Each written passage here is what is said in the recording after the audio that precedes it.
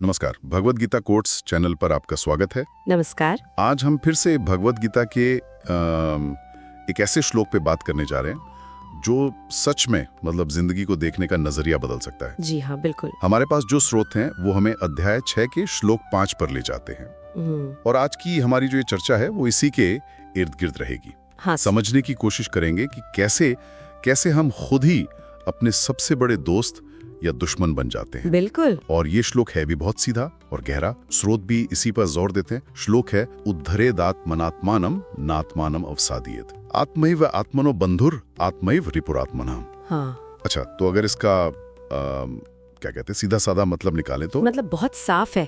अपने आप को ऊपर उठाओ, खुद से, अपनी कोशिश से। अपने आप को नीचे मत गिरने दो, क्योंकि तुम खुद ही अपने मित्र हो और तुम खुद ही अपने शत्रु भी। मतलब बाहर किसी को दोष देने की जरूरत नहीं। सही बात है, सब कुछ अंदर ही है। एकदम। आपकी तरक्की या आपका पतन कह सकते हैं, आपके अपने हाथ में है। और ये सिर्फ एक विचार नहीं है ना? स्रोत बताते हैं कि इसका असर बहुत गहरा है। ये असल जिंदगी में कैसे दिखता है? हाँ बिल्कुल, ये कोई फिलॉसफी की बात नहीं है। सिर्फ स्रोत कहते हैं कि हमारी सबसे बड़ी ताकत या सबसे बड़ी कमजोरी वो बाहर नहीं, वो हमारे अंदर ही है। अंदर? कैसे? जैसे हम खुद के बारे में क्या सोचते हैं, खुद से क्या बात करते हैं, वही तय करता है कि हम अपने दोस्त बनकर जी रहे हैं या दुश्मन। अच्छा। हाँ, स्रोत बताते हैं कि अगर मन में अंदर ही अंदर एक लड़ाई चल रही हो, खुद पर शक हो, तो फिर बाहर की दुनिया में जीतना बहुत मुश्किल हो जाता है। हाँ, ये तो है। वो अंदर का संघर्ष सारी ऊर्जा खींच लेता है शायद। बिल्कुल। और पता भी नहीं चलता कई बार कि हम कब अपनी ही राह में रोड़ा बन गए। वो छोटी छोटी नेगेटिव बातें, खुद की आलोचना धीरे धीरे नीचे खींचती हैं। सटीक कहा। स्रोत इसी प्रोसेस की तरफ इशारा करते हैं।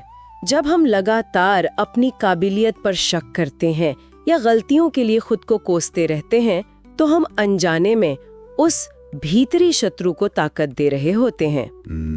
और इसके उलट जब हम खुद को समझते हैं, गलतियों से सीखते हैं, खुद को हौसला देते हैं, तब हम अपने भीतरी मित्र को जगाते हैं। और इसी बात को समझाने के लिए स्रोतों में एक कहानी भी है ना? विवेक की हार और जीत। बड़ी दिलचस्प लगी मुझे वो। हाँ, वो कहानी इस श्लोक को एकदम प्रैक्टिकल बना देती है। विवेक नाम का एक युवक, स्रोत बताते हैं कि वो हमेशा खुद को कम समझता था, कम आंकता था खुद को। हाँ, सोचता था कि उसमें कोई बात नहीं है, वो कभी सफल नहीं हो सकता।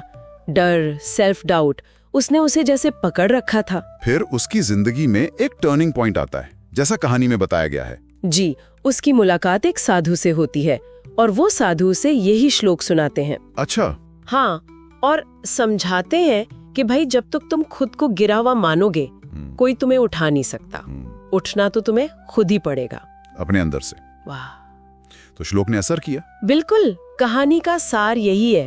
उस सलाह से विवेक की सोच बदली। उसने अपने नेगेटिव सेल्फ टॉक को पहचाना और उसे बदलना शुरू किया। कैसे?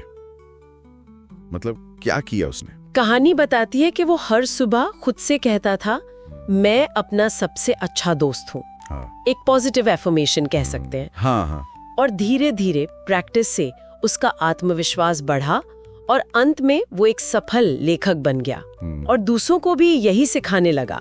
तो ये कहानी दिखाती है कि स्रोत, जिसे गीता की असली साधना कहते हैं, वो वाकई काम करती है। ये सिर्फ सोचना नहीं, करना है। एकदम सही। कहानी और श्लोक दोनों एक ही पॉइंट पर लाते हैं। ये एक अभ्यास है, एक साधना। साधना किस तरह की? ये सिर्फ सुबह कुछ अच्छा बोल लेना नहीं है।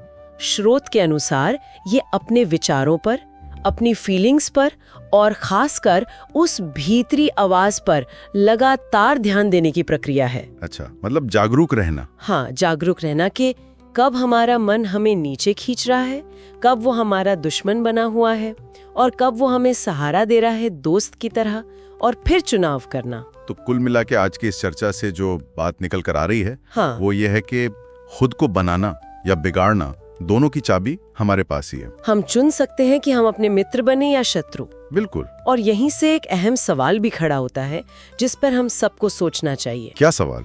यही कि अगर हम ही अपने दोस्त और दुश्मन हैं, तो अपनी रोज की जिंदगी में, भागदौड़ में, मुश्किलों में हम कब अनजाने में उस दुश्मन का साथ दे देते हैं। ये सोचने वाली बात है। और उससे भी जरूरी, हम कैसे होशपूर्वक, जानबूझकर अपने उस भीतरी दोस्त को पहचाने, उसे मजबूत करें।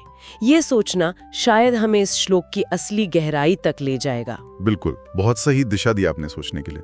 हाँ तो आज के लिए इतना ही रखते हैं जी। उम्मीद है हमारे दर्शकों को आज की ये बातचीत उपयोगी लगी होगी। अगर आपको ये चर्चा पसंद आई तो इस वीडियो को लाइक करें, हमारे चैनल भगवद गीता कोट्स को सब्सक्राइब करें और अपने विचार नीचे कमेंट्स में जरूर लिखें। और अगर आपको लगता है कि ये संदेश किसी और के काम आ सकता है, तो उनके साथ शेयर जरूर करें। अगली बार फिर मिलेंगे गीता के एक और अनमोल विचार के साथ। धन्यवाद। धन्यवाद।